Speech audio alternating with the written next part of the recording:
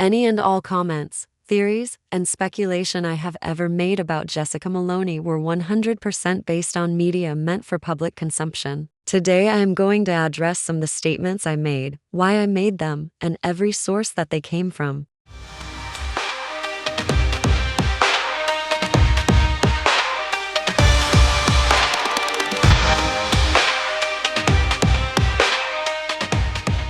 Hi, I'm Jess. A little bit about myself.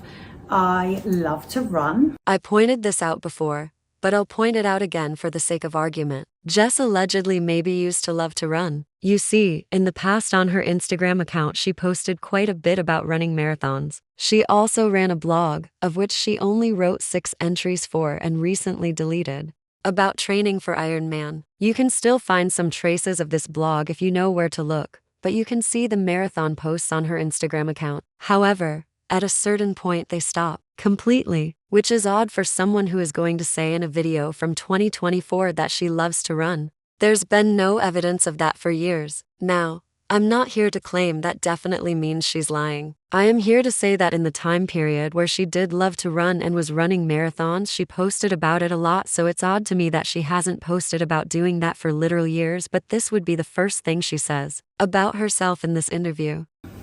I love to bake. Once again, this is yet another thing there isn't any real proof of. Of course, I know people will say that she doesn't have to prove it, and I agree. However, Jess has been no stranger to posting hobbies on her Instagram account for years. The things she liked to do, like running marathons or training for them. Then, at some point in late 2023 and then early 2024, she posted a total of 3 videos of her baking. Very badly edited and produced videos, in my opinion, then never posted anything like that again. There was, however, a few photographs taken around Christmas time of 2023 where she's holding up a plate of pastries that she claims are homemade, and maybe they were. However, for someone who wants to make the claim that this is one of their hobbies and they love it, that was the only content she ever posted about it and then never again, for some reason. There seems to be a pattern with this, but I'll get into that in a bit. I love to paint.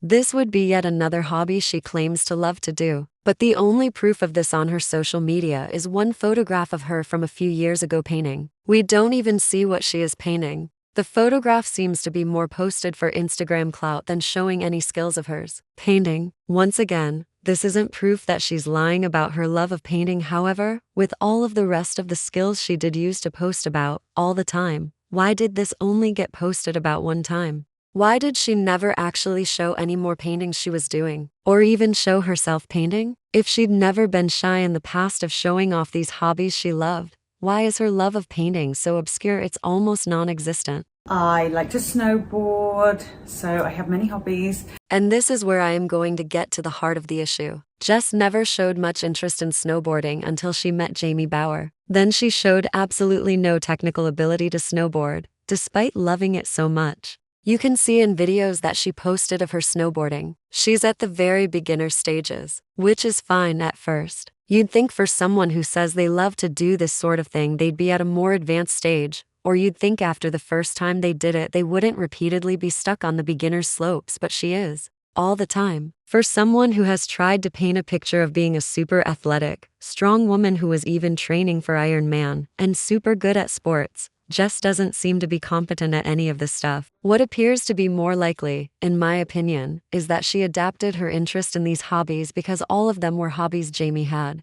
This includes art, baking, and even running back in the day, and everyone who knows about him knows he loves his snowboarding. There's even evidence to all of this, seeing as how when they broke up she stopped going snowboarding, stopped baking, and well, you know the rest. I have my own company, and I've had my own company now for going on 9 years. Her company, Jess Moloney Management, was registered officially October 5, 2017, which would make it 7 years, or at most going on 8 years. It seems odd to me that she wouldn't remember this, or that she's exaggerating it to round it up to 9 when she could have just said 8. I can't for certain say this is an outright lie or anything, but I will point out that it's another thing that crops up with her inconsistent narrative and timeline of her life and work, as previously pointed out in my first video. Perhaps she did just make a mistake or forget that 2017 plus 7 additional years would be 2024, Or perhaps she lied completely. I don't know.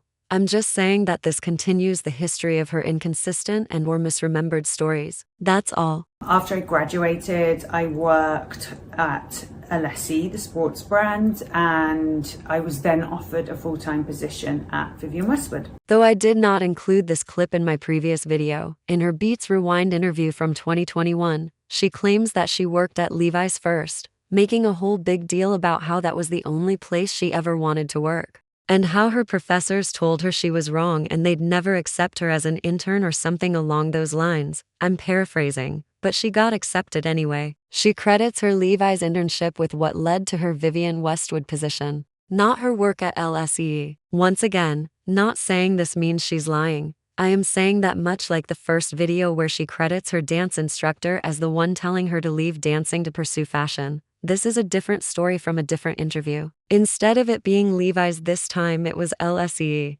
So, which one was it? Why can't she keep her stories straight? Does this prove she's making it up? No, but it does kind of imply that she has an issue with her memory if she's not lying as, in my opinion. This shouldn't be a difficult thing to remember, especially when getting a paid position at a company like Vivienne Westwood should be one of those pivotal career moments, and you should remember how you got there. I went to Vivienne Westwood, and I would say that really was really started my career and certainly solidified that I wanted to stay within fashion.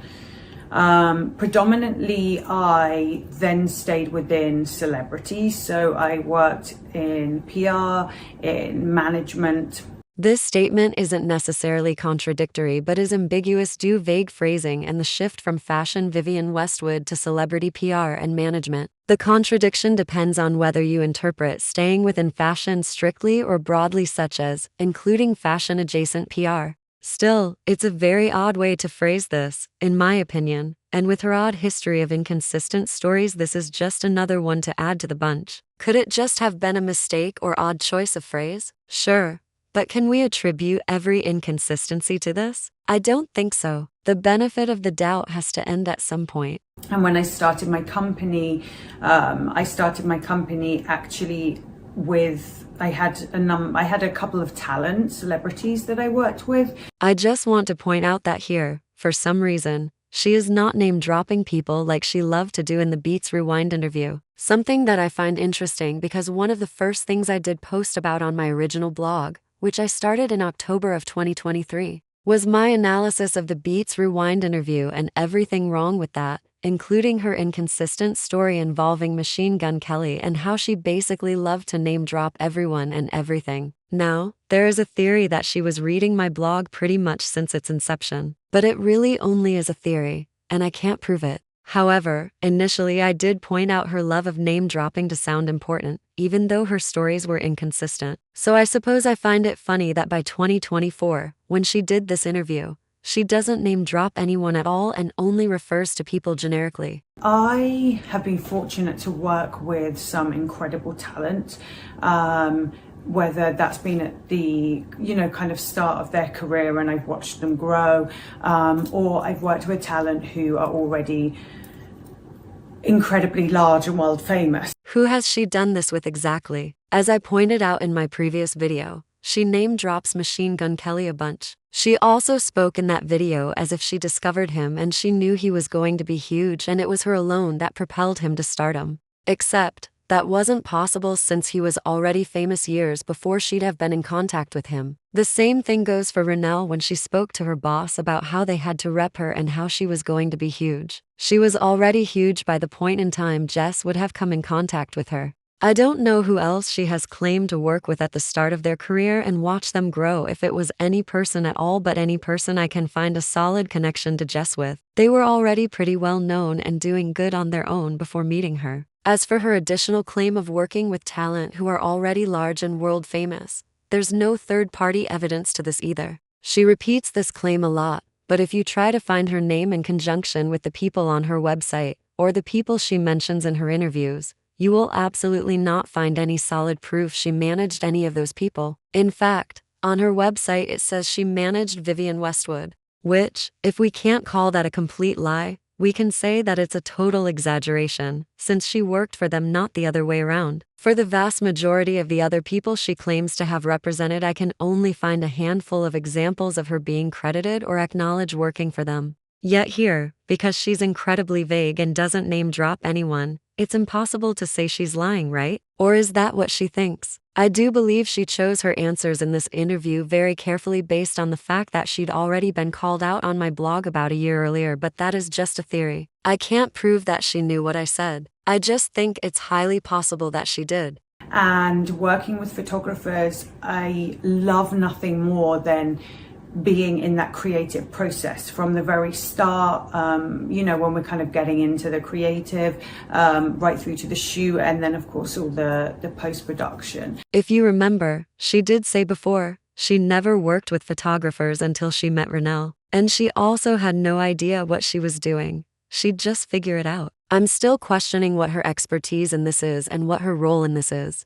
When this interview was posted up until current day, Ronell and Quill Lemons do not credit her in a manager role for them. Ronell did have Jess listed as a contact for her if you wanted to hire her, but not in a management position. Ronell also has an online portfolio of her work where she doesn't mention Jess at all. Jess has also never shown a single ounce of doing this work on her Instagram account. She hardly, if ever, attends events for Ronell or with Ronell, same with Quill. Keep in mind, all of her current clients live in New York and she lives in California. Her ability to effectively be in this alleged creative process would come down to what? Text messages? Emails? FaceTime? How good can she be at this if she's not actually there in the creative space to help? Now, once again, the argument may come up that she doesn't post pictures of this process or while she's at work because of privacy, but trust me, she's not that private of a person. Someone who is posting full-on ass pictures of themselves on IG and bikini photos regularly isn't private.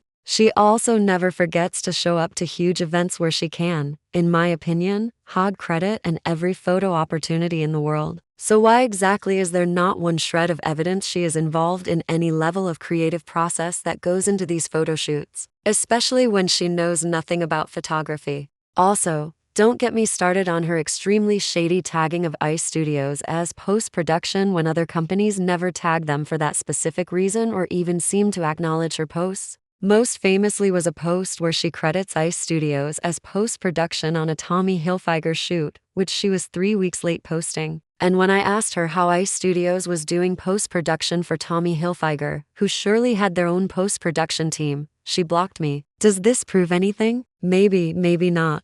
But it does have a lot of shady implications, that's for sure.